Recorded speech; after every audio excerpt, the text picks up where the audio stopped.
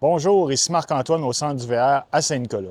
Aujourd'hui, on fait la démonstration d'un Omni XG32. On va commencer par faire une tournée à l'extérieur pour ensuite se diriger dans l'unité. Donc, on commence. Sur le véhicule, on est muni de caméras de sécurité latérales, donc de chaque côté. Lorsqu'on va activer le clignotant, on va voir parfaitement nos angles morts. On a un coffre de rangement, donc doit toujours ouvrir la partie ici en premier et on a une planche pour ouvrir le second panneau au besoin. Dans le compartiment ici, on va retrouver nos batteries maison qui sont là. Donc, ces batteries-là vont servir vraiment à alimenter la maison en mode autonomie. La télévision à l'extérieur de marque Connex, il y a une barre de son qui se gère indépendamment aux besoins. Donc, on peut connecter notre appareil intelligent juste ici pour faire jouer le son ou évidemment faire jouer le son de la télévision. Elle fonctionne 12 volts au besoin. La prise de courant ici électrique va fonctionner lorsque le véhicule va être branché ou que la génératrice en fonctionne.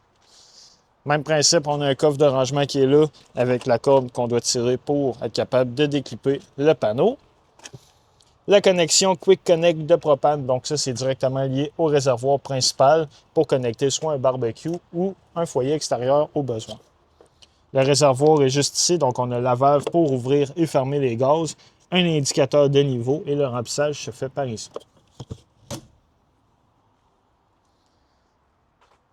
À l'arrière, on a l'échelle pour accéder au toit. On va recommander de monter sur le toit au moins une fois aux 3 mois pour aller valider que les joints d'étanchéité sont encore bons et que le toit n'est pas endommagé.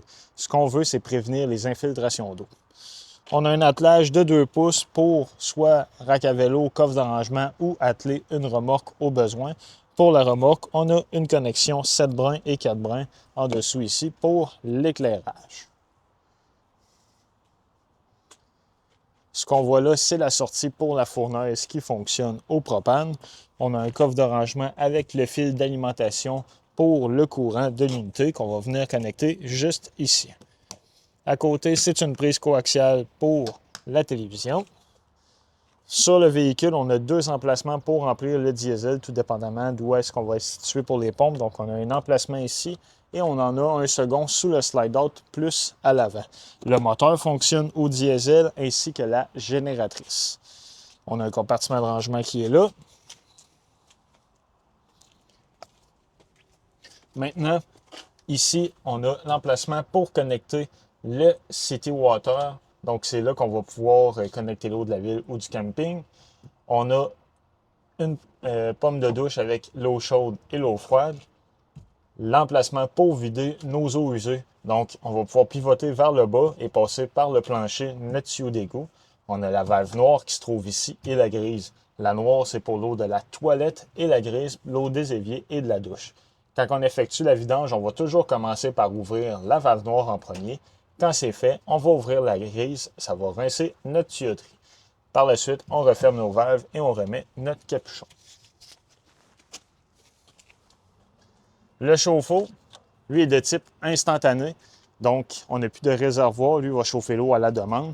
On a l'interrupteur ici qui doit être actionné à on. Et par la suite, on a un moniteur en dedans qui va pouvoir nous permettre de gérer la température directement. Compartiment d'accès à la génératrice. On voit aussi DEF, donc c'est le liquide antipollution qui va servir pour le bon fonctionnement du moteur. Très important, on ne doit jamais manquer de DEF. C'est ce qui va vraiment servir pour le moteur à l'avant à son bon fonctionnement. C'est pour le système anti-pollution. Et on voit l'emplacement ici pour remplir aussi le diesel qui est plus à l'avant. Maintenant, sous le capot, on va avoir accès à nos différents liquides. Donc, liquide de refroidissement, baguette pour vérifier niveau d'huile moteur. On a aussi le cerveau direction qui est là. 2 batteries vont servir, une de chaque côté, au démarrage du moteur. Et l'emplacement ici pour remplir le lave-vitre qui est là.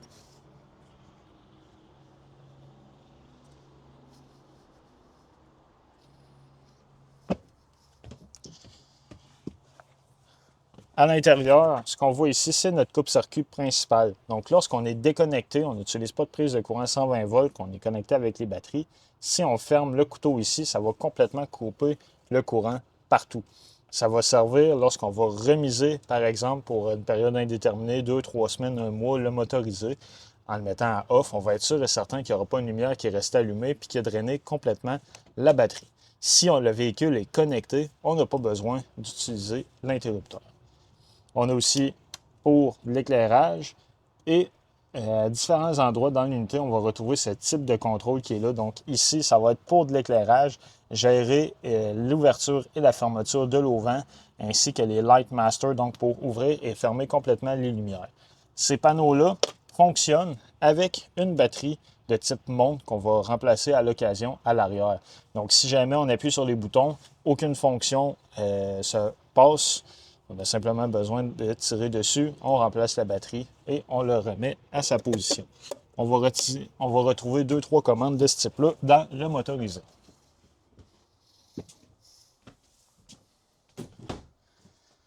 Sur le moniteur principal, on va voir nos niveaux d'eau. Donc, quand on appuie sur la maison, ce qu'on voit ici, réservoir d'eau fraîche, eau grise, eau noire et net niveau de propane. On a un interrupteur pour mettre la pompe à eau en fonction. La pompe à eau va utiliser l'eau de notre réservoir d'eau fraîche. Donc, lorsqu'on veut fonctionner en mode autonomie, on part la pompe et on va pouvoir se servir de la toilette, la douche et nos éviers. En bas, on a l'indication du voltage de nos batteries. Donc, house, c'est la batterie maison et châssis, ça va être la batterie moteur qui se trouve sous le capot.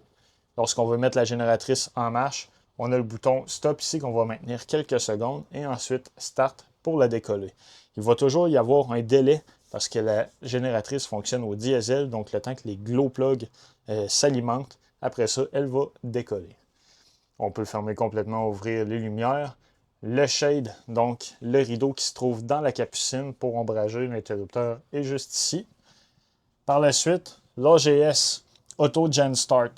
En fait, il y a possibilité de programmer la génératrice, une heure de décollage, une durée. Je peux décoller à partir de tel voltage jusqu'à tel voltage. Donc, il y a moyen de programmer de A à Z la génératrice. Personnellement, on va conseiller lorsqu'on a besoin de la partir manuellement et de l'éteindre manuellement. L'éclairage, donc on peut gérer vraiment indépendamment toutes les lumières du véhicule. Lorsqu'on a une flèche haut et bas comme ça ici, on maintient le bouton puis on va être en mesure de tamiser les lumières. La climatisation, donc, se gère en deux parties, la partie avant et la partie arrière pour la chambre. À l'avant, on peut cool pour climatiser. On vient gérer les fans soit automatiques, low ou high. Mettre la fournaise en fonction. La fournaise, c'est notre système de chauffage principal. Ou le mettre en mode automatique. Donc, on va simplement mettre la température voulue et les systèmes vont se gérer par eux autres mêmes. À l'arrière, on peut simplement utiliser la fonction climatisation. Donc, même principe, cool, on peut le mettre à high, low ou automatique. Les fans, donc on a une ventilation qui se trouve au plafond ici. L'interrupteur est là pour le mettre en fonction pour ouvrir et fermer le capot au besoin. Et la ventilation pour la salle de bain qui se trouve de l'autre côté.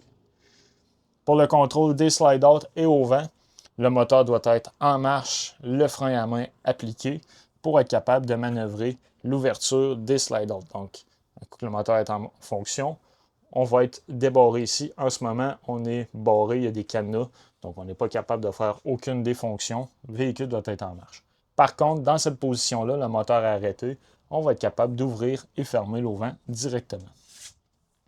Lorsqu'on va dans les paramètres, on peut modifier l'intensité de l'éclairage, le mettre en Celsius ou en Fahrenheit, changer l'heure aussi au besoin. Et on a une application mobile qu'on peut télécharger. Donc, ce que ça va nous permettre de faire, c'est sur notre téléphone d'avoir exactement les mêmes contrôles qu'on va trouver ici. Ce qu'on voit là, c'est un capteur de température pour la climatisation et le chauffage et le moniteur pour l'inverteur. L'inverteur, lui, ce qu'il va faire, c'est qu'il va utiliser le courant 12 volts de nos batteries pour le convertir en 120 volts. La principale fonction dans l'unité ici présent, c'est lorsqu'on va partir sur la route, on va venir le mettre en fonction et lui va alimenter le réfrigérateur qui fonctionne électrique 120 volts. Donc lorsqu'on va être sur la route, le moteur va recharger les batteries et les batteries convertissent le courant électrique pour faire fonctionner notre frigo sur la route. Il va faire fonctionner aussi différentes prises de courant au besoin. L'inverteur, lorsqu'on est en mode autonomie, on est arrêté, pas branché, la génératrice n'est pas en fonction. Il faut calculer que ça consomme énormément de courant pour faire fonctionner un frigo comme celui-ci. Donc, prévoir de soit connecter le véhicule ou de décoller la génératrice à l'occasion. Quand on a fini, on vient de l'éteindre tout simplement. Dans la salle de bain, on a une toilette qui fonctionne au pied pour flusher, une prise de courant GFI, donc avec un reset intégré. Si jamais on n'a plus de courant dans nos prises, premier endroit à venir voir, c'est ici, s'assurer que le bouton est bien enclenché. On a le moniteur du chauffe-eau qui se trouve là. Donc lui, on vient le mettre à on. Et par la suite, on peut gérer la température de sortie de l'eau chaude. Donc, exemple, qu'on veut prendre une douche à 107, 105 Fahrenheit. On le met à 105. On va ouvrir seulement l'eau chaude. Puis l'eau va sortir exactement à cette température-là. Il va avoir un pictogramme de circulation, un fan et une flamme quand le chauffe-eau va être en fonction. On peut le mettre en Celsius ou en Fahrenheit au besoin. Quand on a terminé, on peut l'éteindre directement ici. Au mur, même principe. On a des contrôles, donc pour l'éclairage, pour partir le fan aussi et la pompe à eau. Même principe qu'à l'entrée, après un certain temps, on a besoin de remplacer les petites batteries. La douche, elle, conventionnelle, donc on a la valve avec l'eau chaude, l'eau froide, le pommeau qui se trouve au plafond. Pour la route, très important, on doit venir barrer pour sécuriser la porte. Dans la chambre, on a des prises de courant. Et on a aussi de l'éclairage qui se trouve sous le cabinet avec un capteur de température pour l'air climatisé de la chambre. En arrière, dans le panneau ici, c'est notre échelle télescopique qui va permettre d'accéder au lit qui se trouve dans la capucine. On a une télévision qui est connectée à une antenne sur le toit. Donc, même principe qu'à l'extérieur, l'antenne, elle, va servir à capter les postes digitaux. Pour y parvenir, on doit aller dans les paramètres de la télévision et effectuer un channel scan. À ce moment-là, l'antenne va détecter s'il y a des postes disponibles. Un exemple, au centre d'hiver, à Saint-Nicolas, on va capter 3 à 4 postes différents. Cette étape-là est à recommencer dès qu'on va se déplacer avec le motorisé, et ce pour chaque télévision au besoin. On a aussi un radio central, donc on a des haut-parleurs sous les cabinets. On peut connecter Bluetooth notre appareil pour faire jouer de la musique, mais aussi faire jouer le son de la télévision au besoin. Sur le panneau de contrôle qui se trouve au mur ici, on va avoir les fonctions d'éclairage, donc monter et baisser. On peut aussi arrêter et décoller la génératrice à partir de là. Gérer l'éclairage aussi, le master ici. Comme je parlais un peu plus tôt, le réfrigérateur fonctionne électrique 120 volts. Donc, on a le moniteur ici pour gérer la température, le mettre plus chaud, plus froid au besoin. La partie du congélateur qui est là. Très important, sur la route, on a une barrure. On doit venir la mettre pour éviter que les portes ouvrent en chemin. La cuisinière, elle est hybride. Donc, on a autant une plaque induction qui va fonctionner électrique 120 volts que la cuisinière qui fonctionne au propane. Pour alimenter la cuisinière, simplement besoin d'ouvrir les valves pour, en faisant l'étincelle, le feu va arriver tout simplement. Et la plaque induction, on maintient le bouton lorsqu'on est connecté pour alimenter la plaque. Très important, on doit avoir la vaisselle, les chaudrons qui sont appropriés à l'induction. Le micro-ondes, lui, différentes fonctionnalités, donc il est aussi à convection. Il fonctionne électrique 120 volts. L'évier ici avec l'eau chaude, l'eau froide. Sous le cabinet, on a des interrupteurs supplémentaires pour des lumières d'accent un peu partout. Au mur, ici, même chose. On peut partir la pompe à eau, gérer l'éclairage de la cuisine, ouvrir le fan qui se trouve au-dessus de notre tête. Le coin dinette, donc ici, possibilité de convertir pour avoir un lit supplémentaire. Ce qu'on doit faire, c'est simplement débarrer la table, pousser sur celle-ci pour la baisser au niveau des appuis de chaque côté. On va repositionner les coussins par-dessus pour avoir un lit supplémentaire. La télévision, elle, même principe que dans la chambre, donc il faut faire un channel scan pour être capable de capter les postes. En avant, dans la capucine, on a un matelas qu'on peut retirer pour avoir notre nid plein. Ou si on veut faciliter l'accès à l'avant, on va le pousser tout simplement le plus au loin possible. Sinon, dans l'unité, on a aussi la causeuse ici qui peut faire une sorte de divan-lit, comme c'est là, dans cette position-là. Donc, simplement placer les coussins comme c'est ici. Très important, on va le relever aussi pour faciliter l'accès lorsqu'on va refermer le slide-out. L'air climatisé, on a des docks de ventilation au plafond. Donc, si on veut prioriser l'air qui sort dans les docks, on va simplement fermer les trappes directement ici. Puis, on va favoriser davantage les trappes qui vont se trouver un peu partout dans l'unité. C'est ce qui conclut la démonstration. Si jamais on a des questions ou quoi que ce soit dans le Omni, on peut se référer à la pochette qui se trouve juste ici. On va avoir tous les manuels d'utilisateurs des électros, le micro-ondes, réfrigérateur, la cuisinière, les télévisions aussi. Donc, pour faire de la programmation ou aller chercher de l'information, on peut s'y référer. Merci.